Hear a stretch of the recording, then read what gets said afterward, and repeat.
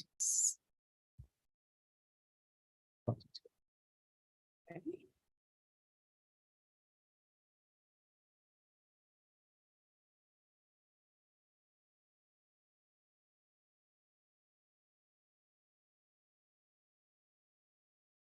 Very good. So we are going live. With that, I'll just quickly share the screen. Very quick introduction. Yeah. So thank you everyone for joining, and for folks you're joining, thank you for signing up for the BizKnight product series. As you all know, this is a 10-episode series on product management. So,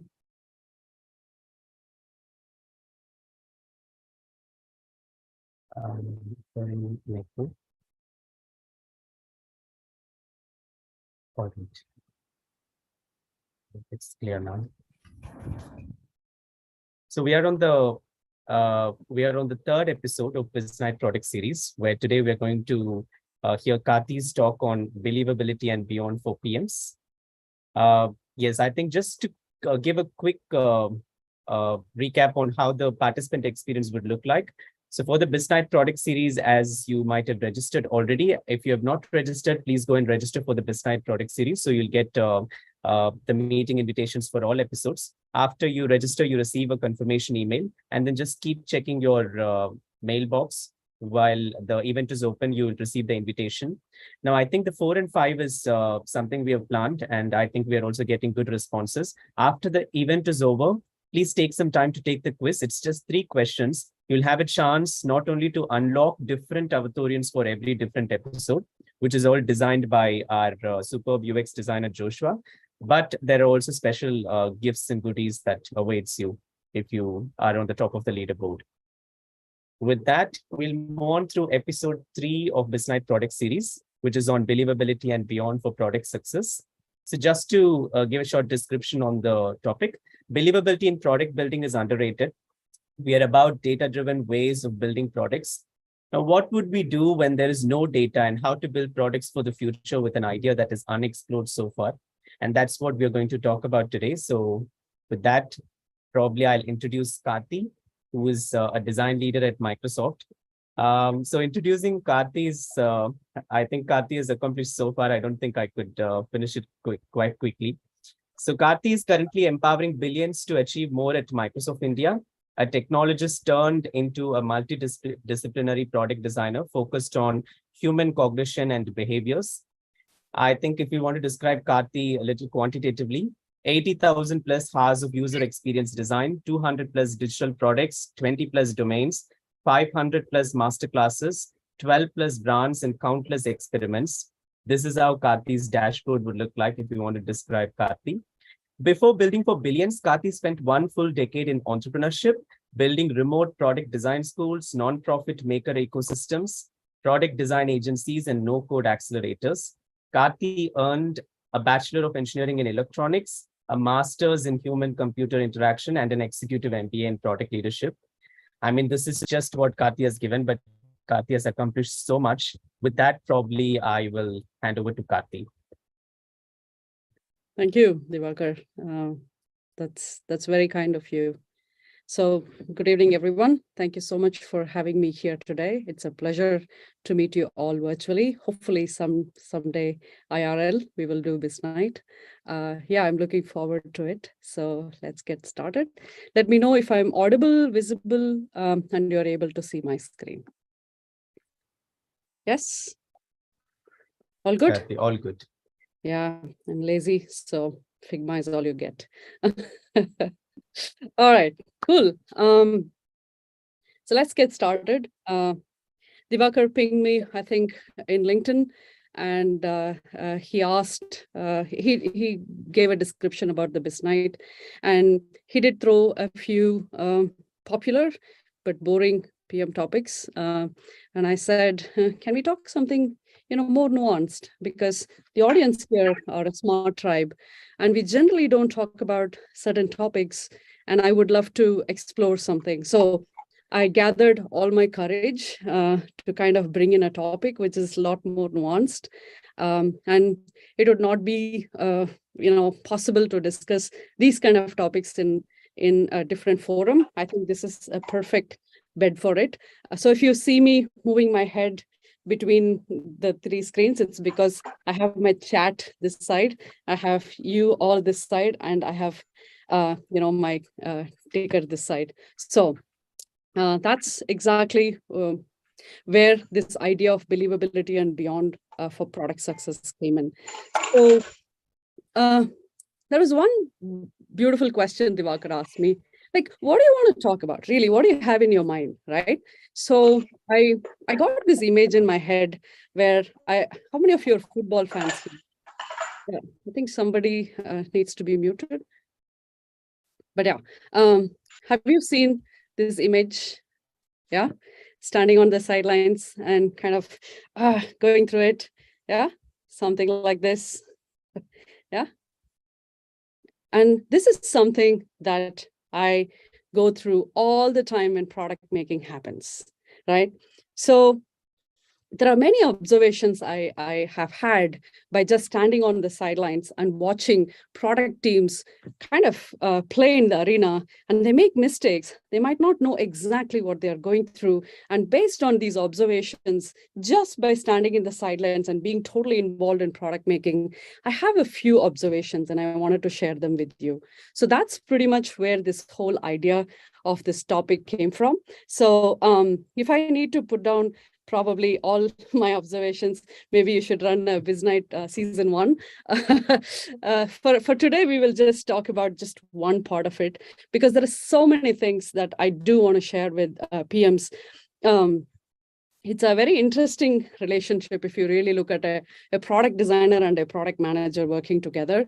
I used to always describe it as more like a husband and wife relationship, because that's exactly how it feels, because there is nobody else who can actually go and tell it on his face that you suck, and we will be able to do that. And that's an amazing place to be in, and that's where that's where this observations have started coming in. So specifically today, I want to talk about one thing, is like how product teams can start building when there is no reference available. In other words, there is no past data available, and there is no case available. You're doing it for the first time, right? And how would you actually do it? And that's exactly what I wanted to share with you. And the topic, it took me quite a bit of time to kind of come with the topic called as believability and beyond for product success. That's a very loaded, slide that is in front of you. So I want to use first principles and a little bit of raw intelligence to really break it down for you, so that you can understand, what is this topic all about first. So let's get started. I'm going to ask you some simple questions. Tell me, from your perspective, what is the product manager's responsibility? What do you think? Yeah, Man City fans. Hey, my people. I know, I was so excited to see Pep Guardiola. Thanks for picking me. Yeah, Cool. I wanted to answer that question for you. So I feel like the major responsibility of a product manager is to be a bridge between business and tech. Okay, awesome. Anything else? If you feel comfortable putting down in the chat, feel free to have a chat waterfall. One I can think of is, Karthi, product managers' core responsibility is to find the right customer problems to solve, which has an impact on the business. Okay, lovely. To solve the user need with the help of a product. Lovely. Thank you, Vedant. To solve problems for end user, to be the voice of the customer. Yeah. To solve the right problem with the right solve the product as right problem. Yeah, that's good to know. Absolutely. So if you actually go to a definition per se, they say product management exists somewhere in the center between the feasibility, viability, and desirability. Is that true?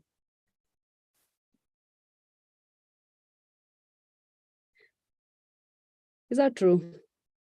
How many Marty Kagan fans are here who are going to shoot me today? Yeah?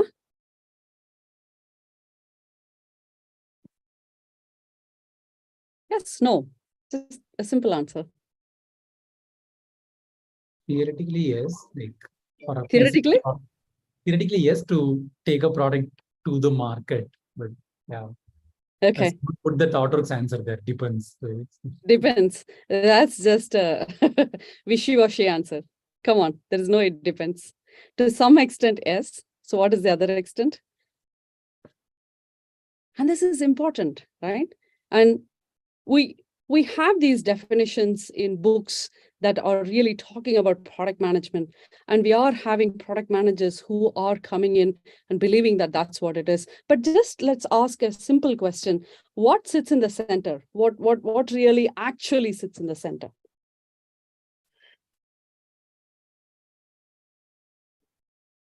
The Users. The users, but desirability is all about them, isn't it? It's their needs and wants and desires. So the product itself. And these are good questions to ask. the experience. It's the experience, because it's a combination. A lot of times we kind of, download it like one circle below and say, desirability takes care of design. But if it is not feasible and if it is not viable and if you don't make it, then there is no experience. Then what is product management? That's a good question to ask. So if all of us are working towards product experience, then what does really product manager's responsibilities all about? Let's spend like 30, 40 seconds and it would be interesting to see. Value, features, but features are sitting on the other side, right? Enhancing the product experience, is that all? So just because you have a great experience, will customers pay for you? How many lovely products that you don't pay? Customer centricity, really? Okay, and I also went through this probably a decade and a half ago, and that's one of the main reasons why I picked up an executive MBA in product leadership for specialization, to just see what do these product managers talk about that we don't talk about. Yeah, that was the attitude with which I started. But at the end of a year and a half, I was very humbled and I was amazed at how much product management actually does. Right. So here is my definition. You can poke holes at it. Nobody has been able to break it down in the last 10 years. Let's see if you're able to. A product manager's major responsibility is about product success, which actually exists as a container.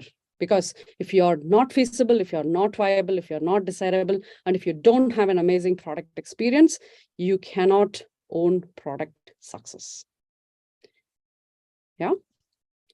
And from that perspective, let's go ahead and really define it, right? A product manager's ultimate responsibility is actually product success. You solve the customer's desirability and you build a sustainable, which is repeatable, scalable business at the end of the day, right? So that's just believability and beyond. Yeah, and the other part of the title. So we have just figured out what is product success. Let's go and ask another question. So how do you really determine the product success? That's another interesting question. All the PMs in the room, how do you determine a product success? What do you use to say that this was successful or not?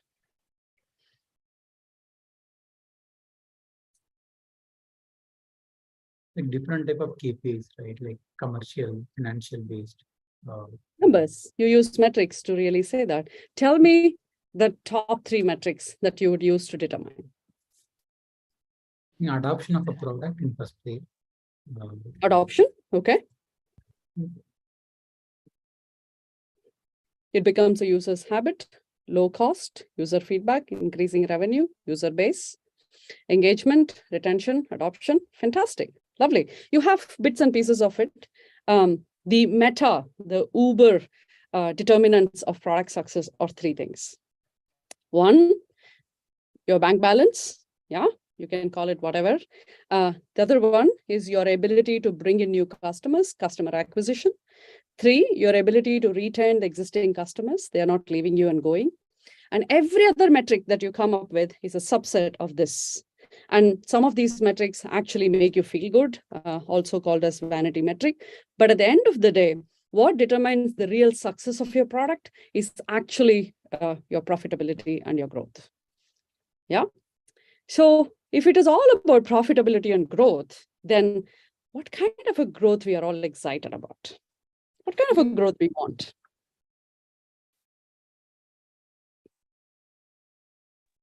Hockey stick. Hockey stick? Duh, Karthi. What question are you asking? Of course, exponential. Idella oru kelviya. I mean, in Tamil means, is this even a question, right? So, product success happens when a product solves customers' desirability and grows your business exponentially in delightful ways, right? So that's pretty much, that's just one part of it. So that's product success. Did you take so long to just describe 2 words? Duh, don't we know this? You might think it's a duh question, but most product teams actually do not know how to really clearly explain what is their responsibility. You can see that in how they actually build the products. So it's not so duh, it's just simplicity is very profound. Yeah. That being said, let's talk about believability. Tell me, what do you think is believability? What is believability? I made up that word, but I'm sure you'll be able to break it down.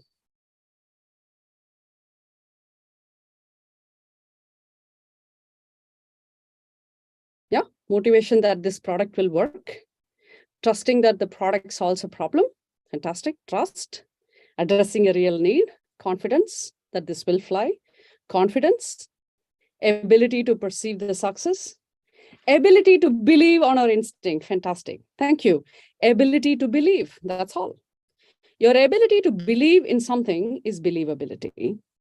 And of course, how to take it beyond just believing. That's exactly what your beyond is all about. Such a loaded slide, such a loaded title, right? That believability and beyond for product success means your ability to believe in something when nothing informs the belief from the past and take the belief forward and enable the product success. How do you do that, right? So for this, I have to ask a very interesting question. Tell me, I just put a foo because it took us so long, probably literally a few minutes to really come here. So yeah, you would have heard stories like Jeff Bezos. It took him almost literally 7 years, but after 7 years, they were really able to see the hockey stick, right? That's the kind of, and if you listen to all Jeff Bezos's quotes and his shareholder letters, he had believability. He knows inside him that somewhere Amazon will be successful. How many of you saw the playlist in Netflix? Yeah, the story of Spotify. It took him literally 6 years to even let people understand that a streaming service is different from downloading from a torrent and listening to music. Yeah. And this is their revenue. Hockey stick again. I'm sure you have heard the story of McDonald's. Yeah. I'm sure some of you might have seen the movie as well. This could be your Netflix playlist for this weekend. Yeah, if you notice McDonald's, I don't have to say what a hockey stick they are. The same thing with Mark, right? You see, again, a hockey stick. As much as we bash around, it's still a hockey stick, right? So the golden thread among all that I have shown so far is all these founders, they all believed. They all had a strong conviction about how to change the world before actually changing the world. Yeah. So Are you all asking, but we are not Jeff or Steve or Mark Karthi? Yeah, is this flashing in your mind?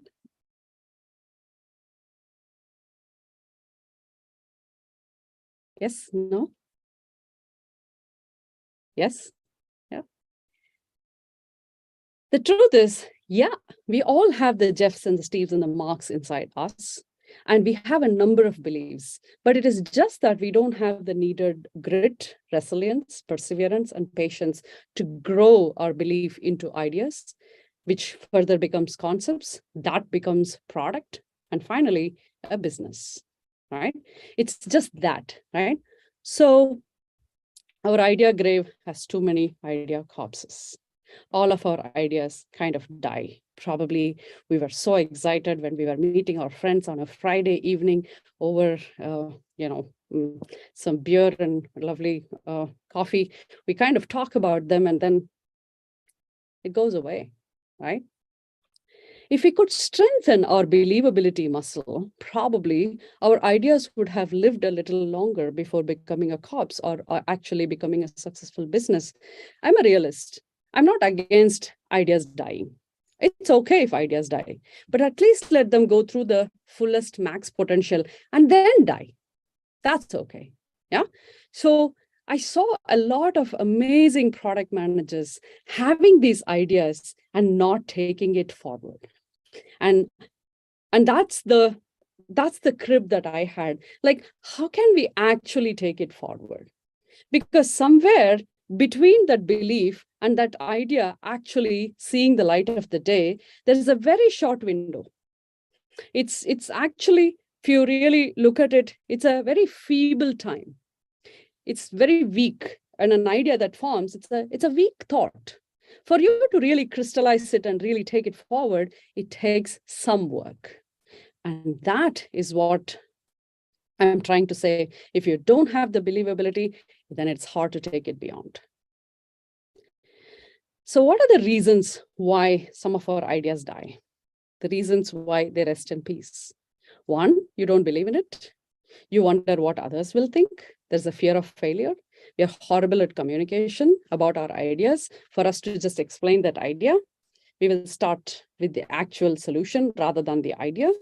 Inadequate research, lack of support. I can go yada, yada, yada. Yeah. And if you kind of take this big list and kind of split it into two parts, it looks like this. The things that are in your locus of control, the things that are not in your locus of control. And it's a really good list to have because there are some things that you can't. For example, your boss doesn't believe in your idea. That's okay. But you don't believe in your idea. That's a different problem.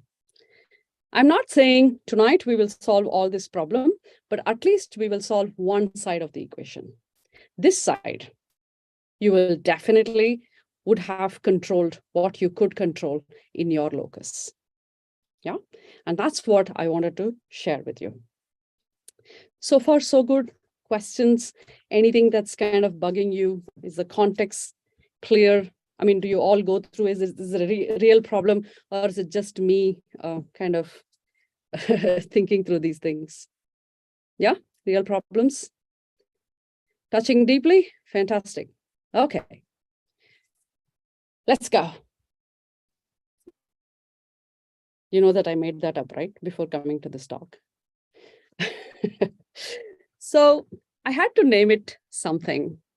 And I took all the ideas. By the way, I have given birth to at least 20 ideas from an idea book of 2,800 ideas, which means that there has been something that I did well for those 20 ideas. And that's what I converted by connecting the dots backwards. And I called it as Believer Framework.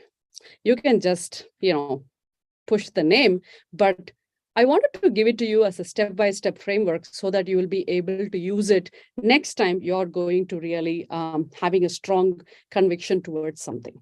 Yeah. Before starting anything, I wanted to start with step 0. Step 0 is to make it into a project. Your product never ends. Your business never ends. Your design never ends. Your life never ends, of course, till you die. But you're working with some things that don't end. And it's a hard thing because tonight I will sleep and say, that was a good design.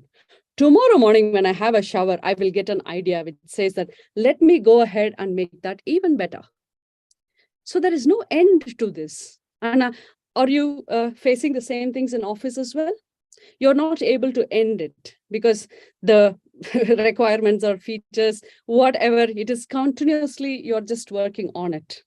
And that's where I came up with this project product framework. In other words, it's basically a non-ending nature. You kind of end by putting a boundary around it. So I put 3 boundaries. I call it as a TRS, right? Your time, resource, and scope. A good thumb rule is to have 2 as rigid. For example, you can have your time, say, I'm time boxing it to 100 days. This idea, I'm going to give it 100 days. Or this idea, I'm going to give it 6 weeks or 6 days, whatever. You're rigidly bounding it and time boxing it. You can also resource box it. In other words, you can money box it. You can say that I'm not going to spend more than $1,000 on this. Or you could say that I'm not going to spend any money on this. Fair. But you're boxing it and saying, here is the resource called money, and I'm boxing it. And you can say, it is going to be me, and if you have somebody else to work with you, only these 2 people are going to work on it, or only I am going to work on it. Only I am going to work on it for 2 hours every day, whatever. When you have this, then your scope automatically, when you connect these 2 things, your scope is very, limited. And this is something that I see in a lot of product teams. They don't do it. And as a result of it, they say it's an MVP and they do it for 3 years. Gosh. And that can be avoided by making it into a project. I define a project as something that has a start date and an end date. And it starts with an objective, like there is a goal for the project, and there is an output, which is a delivery, and it also gives you an outcome. So the 3 O's with a start and an end date is pretty much your project. Now, if this triangle is big, then what you get as a circle in the center is big. If this triangle is really small, then the circle is also very small. So that's all you get. So you know with your sanity that this is a project. And if you can treat all that you're doing in your career as projects, you will really, really have an amazing career path. You should read Seth Godin's blog, specifically calling out, like, these are all the projects of my career. It's amazing. So first thing first, please make it into a project so that you know what you're going to do with the idea or do with the belief, not even an idea, right? First thing first, step 1, write a believability statement. Simple one. Here is a Mad Lib, right? You can say, I strongly believe the life of this particular target group can be changed by my idea. And I'll give you an example. I strongly believe the professional life of a self-taught product designer or product manager can be launched into a growth path by a virtual continuous product school. So it's a combination of lectures, industry connects, networking, fun, projects, mentorship, without asking them to step away from their jobs. If I need to put this in a simple term, I strongly believe the life of product managers can be changed by experience. Right? So you just gave a name to that idea, but in all honesty, the idea, if I just open up, that's what it is. You can do that with any of your ideas. For example, I believe the life of autodidacts, which is self-taught, can be changed by an idea called as learn rooms. What does this mean? There are no teacher, there's no infrastructure, there is no specific subject. So anybody can come into a learn room and X teaches to Y and Y teaches to X, and they all teach to each other in the room. I believe this might work. So that's how you can write it. I believe the epidemic of obesity can be changed by Sensible. So this is one of my projects. I'm trying to write a bloody book on it, and I'm not able to find time, but that's the idea. The idea is, how can we help people to be fit without going to gyms, pills, potions, powders? How can you do that? So you can go ahead and put your belief like this. That's your step number 1. Is it making sense so far? Yeah. If you have some kind of believability inside you, you can actually test this framework on the go. You might not have all the answers, but at least it will give you a good shape. Step 2, you will do a pre-mortem of your believability. What does this mean? You will have real conversation and you will check the vibe of your believability. Yeah.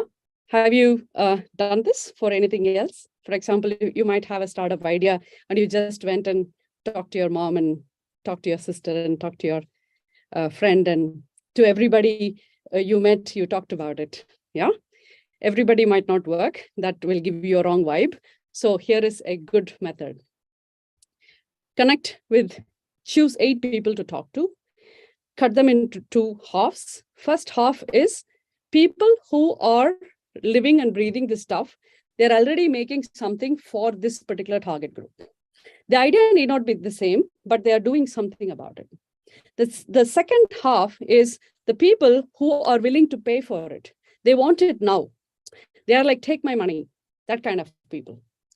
What this will force you, this particular step, is you will start thinking, who is your actual, real customer? They have still not become your customer, but you will start thinking about them. And it'll be so deep inside you that you will actually choose the right people. You should go and check the vibe of these people with your idea, with your belief, actually. I should stop using the word idea and belief interchangeably. It's not true. Yeah. Now, the step 3, there is something called as believability development. You can convert your intangible, that invisible belief that you have inside you into tangible artifacts. You can start actually putting them into reality. I just picked 1 or 2 of them. Of course, you can go ahead and do more, right? No, you're still not ready for prototype because you have so much more development to do. Right now, you're just hypothetically putting things together. That's it. Samira. Yeah. So here is a framework that I use. I call it as man-machine market. What that means is the human being, the market in which that we work, and the product. In other words, this is the customer, your product, and your competition. Yeah. Go and start putting down, who is my customer, because you did the vibe check. There are some people who might sound like your customer, but they are not your customer. If you go the segmentation route, you will definitely fail. Instead, go the topology route, where you're checking the mindset of the people. People who want to lose weight, irrespective of whatever strata that they belong. They happen to be your D7. They happen to be your dinky. They happen to be, in a particular segment. But their mindset and the segment is what is important for you. You can start thinking like that. Yeah. If it is too technical, do stop me. Yeah. Now, this will force you to think what kind of a product that you are going to make, what kind of features it will have. You're not making anything. You're not even thinking about it, but you're just thinking, what could you do so that you can solve the problems of the customer? And you can start asking questions, what is the competition doing in this particular market? What are they selling? What are people buying? Let us go back to the same school example, right? So if I want to start a school for product managers, who is my competition? What are they selling? What is Reforge selling? What is Next Sleep selling? What is Growth School selling? Because I also need to look at, and who is the customer? Is it an early stage product manager? Is it somebody who's a seasoned product manager? Is it somebody who's an aspiring product manager? Good questions to ask. So I believe that they will be able to, if these are all self-taught people and I will be able to teach via experience, then I better know whom I am talking to. And then you can go ahead and create, all these are my frameworks, because your Alex Osterwalder's framework did not cover it fully. It just said jobs to be done, pains and gains. But what about the characteristics of the customer? What about the context of the customer? So I created something called as a desire profile. And on the other side, it's a delivery profile, where it's about what value are you giving to the customer? What is the business like? What is the market like? Right? So I'll show you a simple example. When you fill it up, it looks as detailed as this. It clearly says, what are the various use cases? What are the various jobs and pains and gains and characteristics? And this way, you can look into their demographics, their desires, where do they sit in their Maslow hierarchy? What kind of things that they are treating it as benefits? What are the pains that they're going through? What are the time wasters? What is guzzling their energy? What is sucking their money? All of it. You put everything together and then you say, oh, this is how I'm going to solve their problem. Can you do this hypothetically? At least to some extent, can you do? Can you start doing it even without doing any MVP or having data? Nothing, zero. Will you be able to come here? Yeah, like this, there are at least 20, 30 tools that you can start using, which doesn't need any data.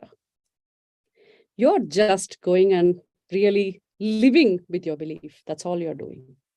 Yeah.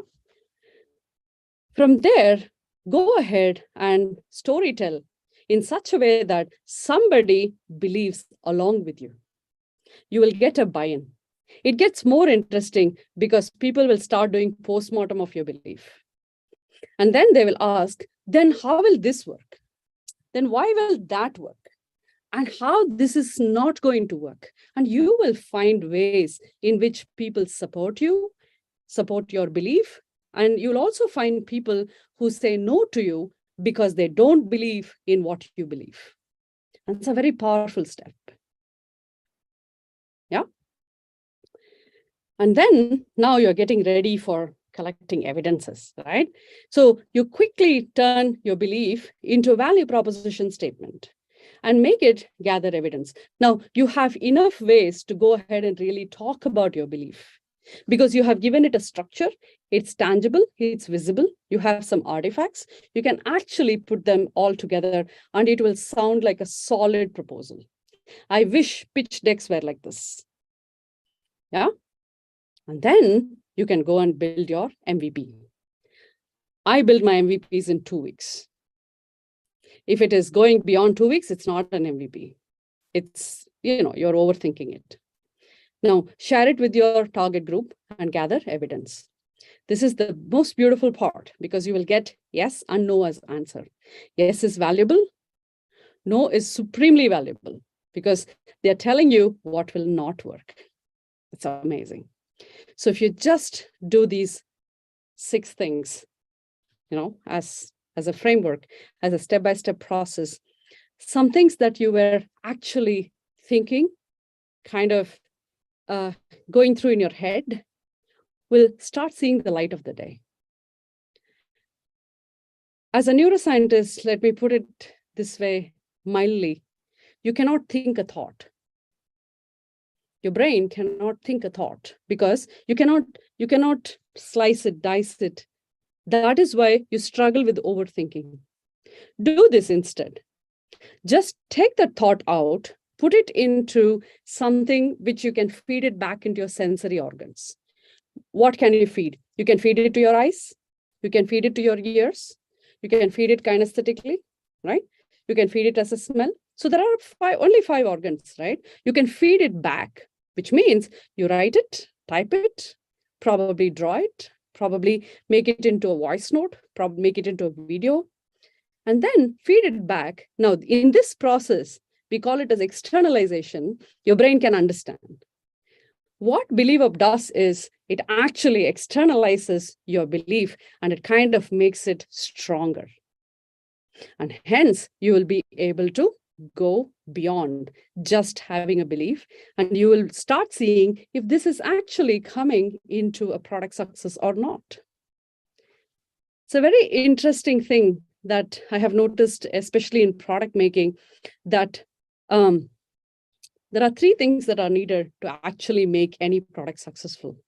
One is your mindset. And let's talk about why did you make this pie chart so, in a biased way, right? The second one is your skill set. The third one is your tool set. Your mindset determines 75% of your success. I'm not kidding. Your skill set is probably 20%. Your tool set is 5%. But where do we spend all our time and energy and money? Go and learn customer journey mapping. We'll go and learn Figma. We'll go and learn all the tools, right? So for everything that you do, there is a right mindset, right skill set, right tool set that we need. And the mindset that we should use in believability is Amazon. I took it from, I spent 6.5 years of my life in Amazon. Write a lot is amazing principle, a leadership principle. Being right a lot will really, really make your believability shine through. What does this mean?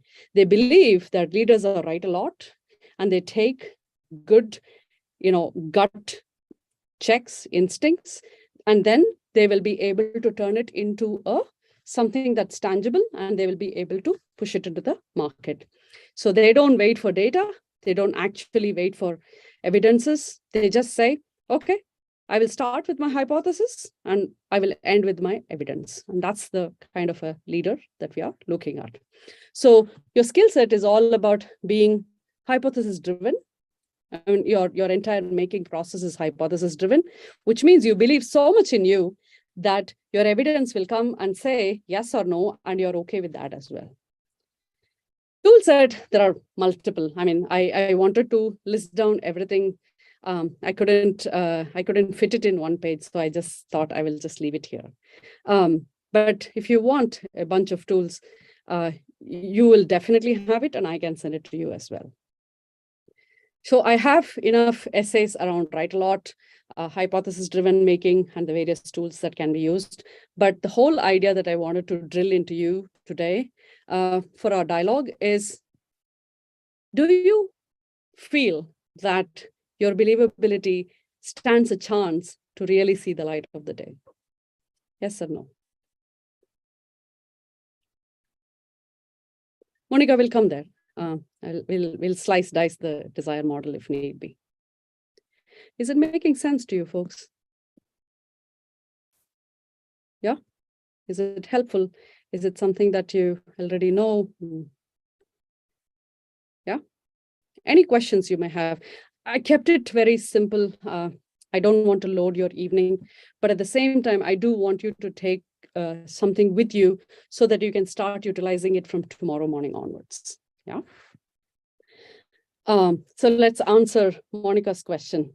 Monica's asking like, I studied and you taught me, but suddenly where did this desire profile come, which I did not, catch up in your class? Is that where it is coming from, Monica? Yeah, kind of always use jobs to be done, kind of say people that works all the time. Now I see this.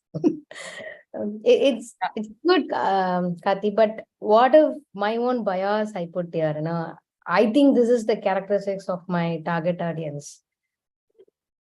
Okay, good question. Thank you for asking that. Can you use your own biases and fill this desire profile? Can you? I think these are the jobs. I think this is the pain. I think these are the gains they want. I think this is the demographic. I think this is the context. No problem. All you need to do is put the word hypothetical on top. Call it as a hypothetical desire profile. Now, when you actually go and meet and really talk and do your foundational research or generative research, you will find, that's not the demographic. These are not the people who are using it. So you suddenly validate whether your I think was right or not. That's very powerful. The problem is whenever we put down something, we want it to be right. But the good part is it can also be wrong.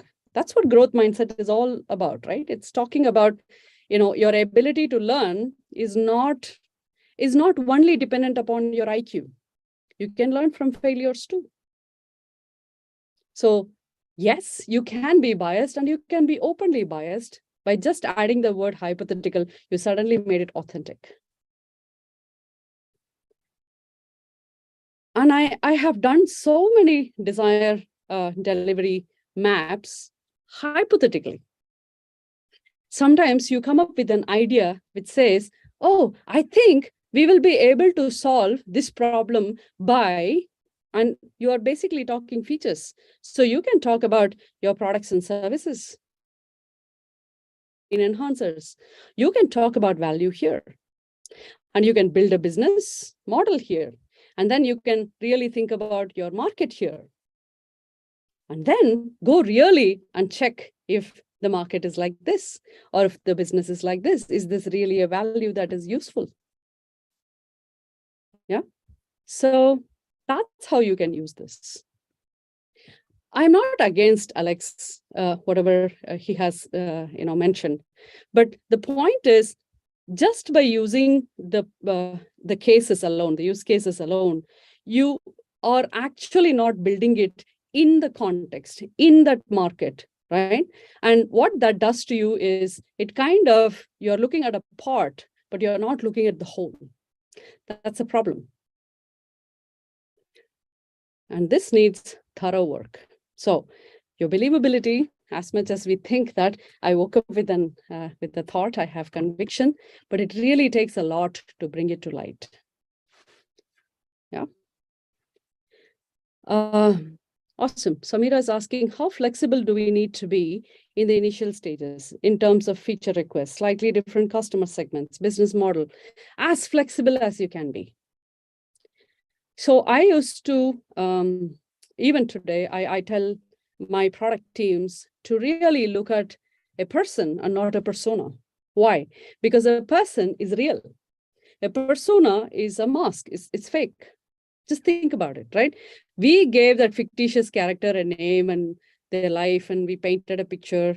We did 10-member interview, and then we picked what we think is important, and we kind of put it together, and we call it as one John, who is married and who has 2 children and who lives in a certain demographic. All of this is made up by you. Instead, go find a John who actually pays and buys your product, and then study him, and then come and really fill this. Oh, these are John's jobs to be done. These are John's gains. And John is a customer. We acquired this customer, and I don't know if people like John will buy it. Now go find 10 more Johns. And you will start understanding the pattern really well, whether if John is a good customer or not, or a one-off customer. Probably John is somebody who is kind of trying things out. Yeah. So all my MVPs, at least what I have done so far, is I kind of launch all my tests to be experimented as an actual product. And I actually see if people really want it or not. So that gives you better data, because that's by the person.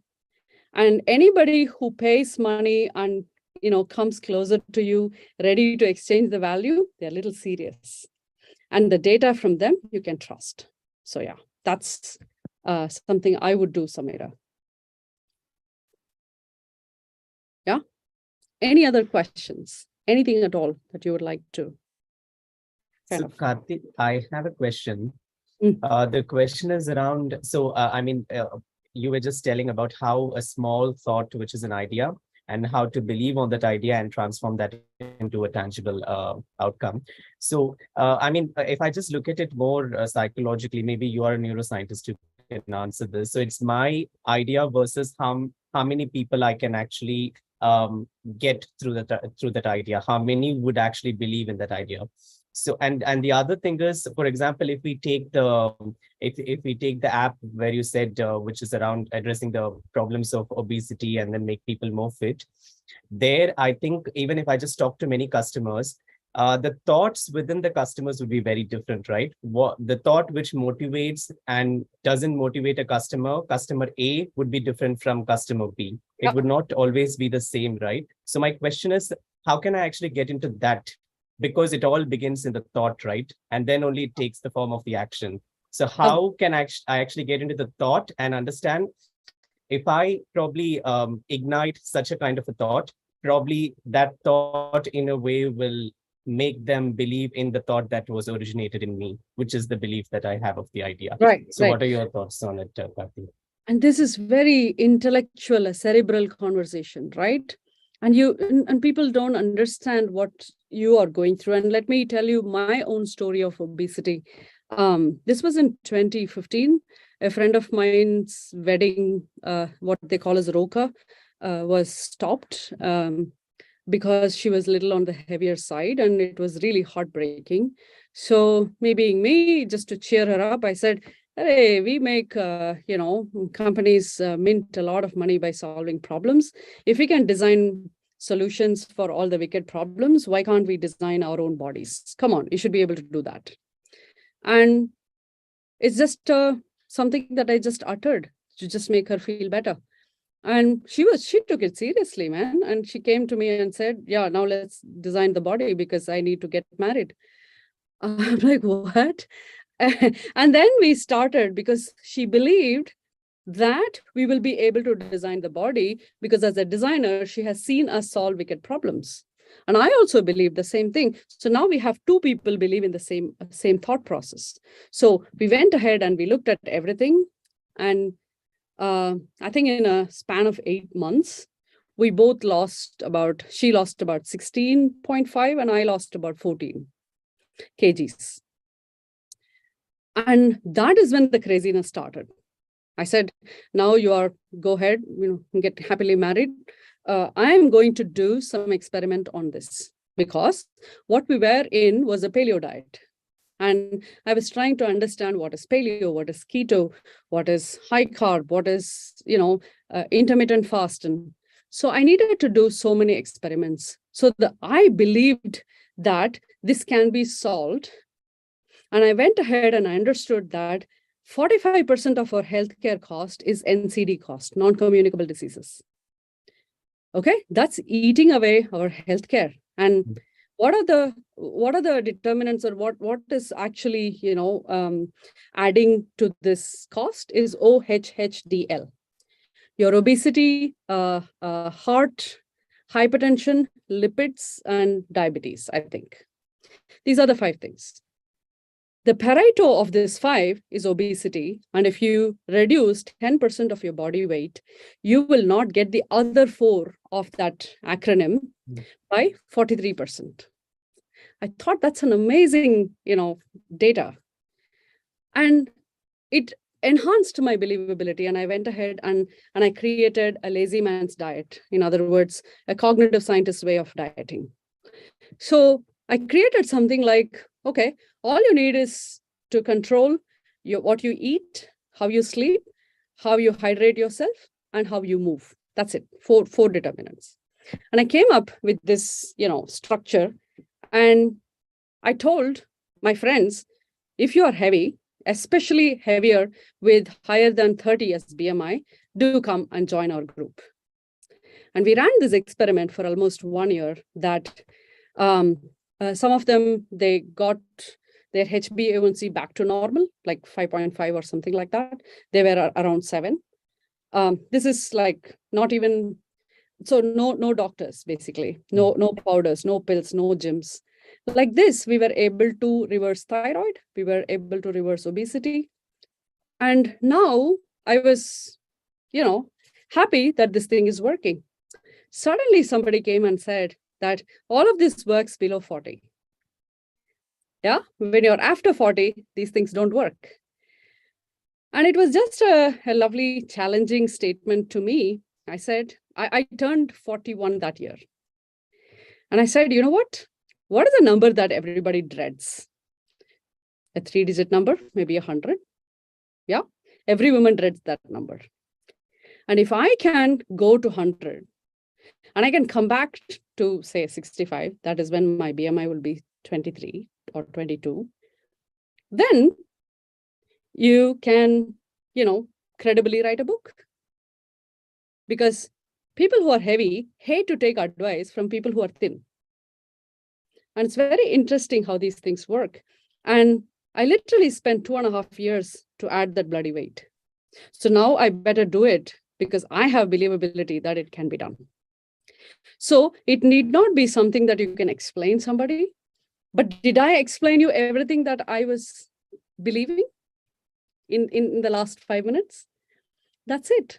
This is how people get very excited about what your believability is. And then, hey, can I also join you? Can I come with you?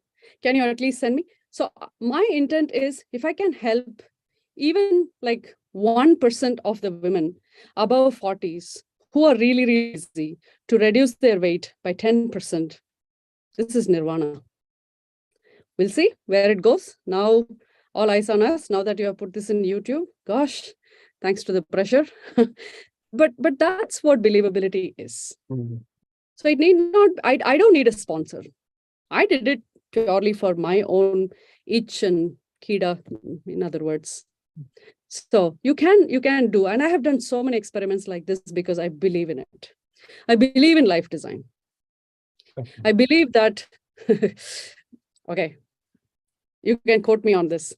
I believe that all human beings are lazy and they want to be accomplished and they don't want to do any work because they are energy efficient, pleasure seeking, pain avoiding creatures. And as a result of it, your life by default will be on a slippery slope. Now, for you to actually designfully do it, which means incidentally, you're going to make your life better, then this has to be really a conscious step in your path. So all growth happens only when there is a pain or a friction. We don't grow in pleasure and happiness. So I believe that we all need life design. Not the kind of design where somebody comes and tells you do this, but a type of design where you believe that this is what your life should be. So I think just by telling our younger generation, when they are like probably 15, 14 years old, that you can actually make your life so much better because your aging curve is going to be a normal distribution and you're going to suck after 40. Because you're losing your muscle, you're actually aging. So how, when they are time billionaires, probably we should talk to them. So is that a believability? I think so. Is that making sense, Divakar? This is why we can't explain these things to others. Yeah, I think I really liked because I think I've seen it happening in many product teams where the product teams will actually come up with a vision which they don't even communicate with their customers or whom they think to be their customers. It's just within the product team members to see in the board every day and inspire. But I love how you pronounce every single thing of your idea so that you try to see who else's idea can be married to my idea. Who is having the same kind of thing, and that's actually creating an attractive radiator within you. It's just radiating your idea, and it's trying to marry, vibe, and it's just trying to marry someone else's idea. So that's really great, Karthi. I also see some other person has asked a question in the group. Are you taking early users? I love it, Samira. We should talk, definitely. Yeah. Oh, okay. I have been sucking at my, losing weight journey. I thought after, I don't know, as a startup founder, I really felt we work a lot. And when we go to corporate, things will be so much easier. These are all such silly assumptions we have. And I thought after I joined Microsoft, I'm going to lose all my weight. You know what? It's been 10 months and I have not been able to even move. So these are real. And I think this is real data because this is the kind of customers who are actually struggling, not 1% of people who are actually running startups who want to lose weight. It's 99% of people like us, right? So it's very interesting how these things are going. So let's. So nice. Thank you for sharing that. Karthi. So nice. There's a question from Vedant who's asking, how much do you think storytelling plays in making others believe in your hypothesis? And what are some good frameworks to tell the story? I think you've explained much about it. You can also tell some other Sure. views on that. I didn't know that I am doing storytelling. I actually speak my heart. I really tell with as much passion that this is what I'm going through. And later, connecting the dots, people started calling me a business storyteller.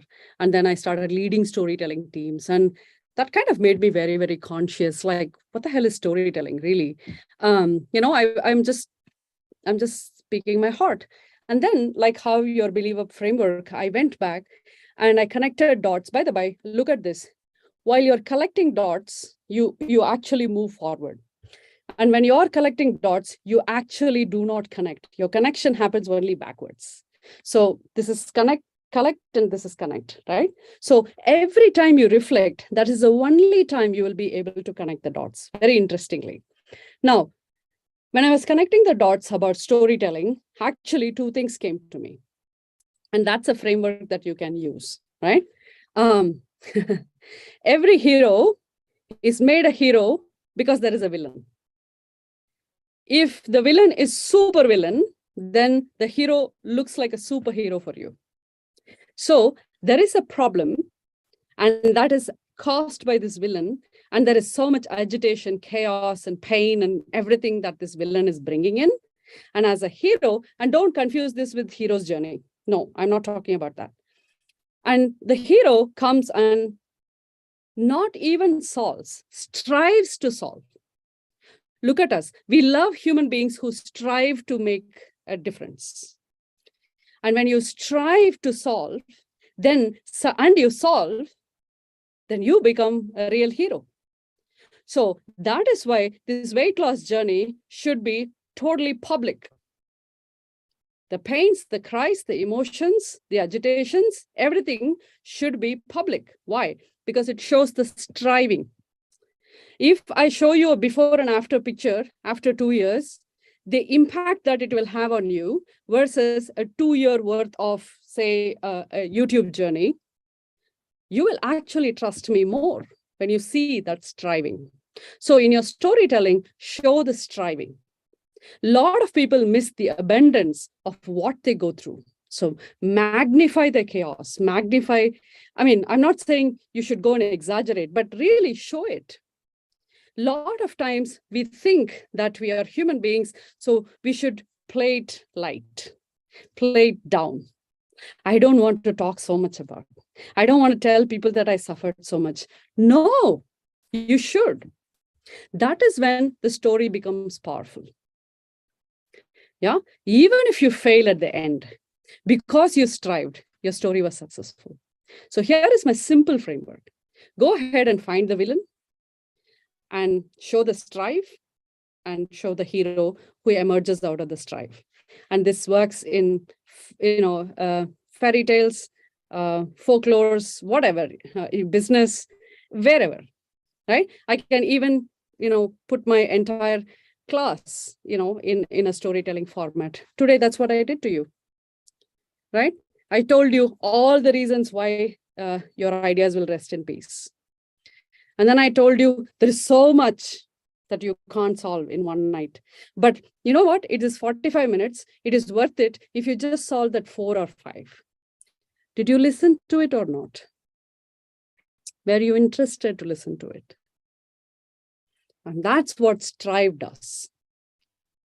Is that making sense? Whoever asked that storytelling question. Vedant, does that answer your question?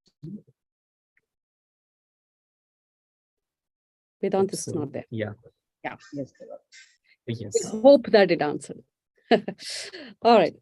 So I know, folks, Divakar gave me 1 hour. I have taken 8 more minutes of your time.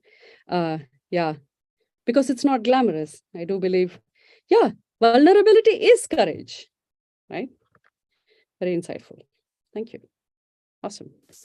Folks, I had a really, really good time preparing for this because you made me think what I should be talking about, and I can't bullshit to you. So I had to really pull from all my experiences. I hope this framework is useful to you. I will share whatever the Figma link with all of you. Yeah, and let's try and see if we can do a season 1 BizKnight just on these kind of observations. Yeah. Yes. Thank you so much, folks. Thank you so much, Karthi. I think you could see in the chat that people are pouring in appreciations and everything, and there's actually a big bunch of audience who watches the recordings already. People within the same meeting itself, they've started asking for recordings and other things. So yes, so nice. There are also many other talks of Karthi. I think many of you already know in YouTube, so you can go and check. And you would definitely find some unique perspectives of Karthi. You'd find very different perspectives in all these talks. There's no repetition at all. Thank you so much, Karthi, for gracefully agreeing to do this talk. It's been such a great pleasure collaborating with you. I really thought at 5:30, I'm so tired today because my day started at 6 and I'm like, I don't know if I'm going to fall dead, but you all energized me. Thank you so much for doing that. I think I'll sleep well tonight. Yeah. Thank you, folks. Thank you so much. Divakar, thank you so much for hosting and calling in. Yeah. Thank you so much, Karthi. Thanks. Bye. Thank you, everyone. Thank you, everyone, for joining. See you in the next episode. Bye-bye. Good night. Bye-bye. Good night.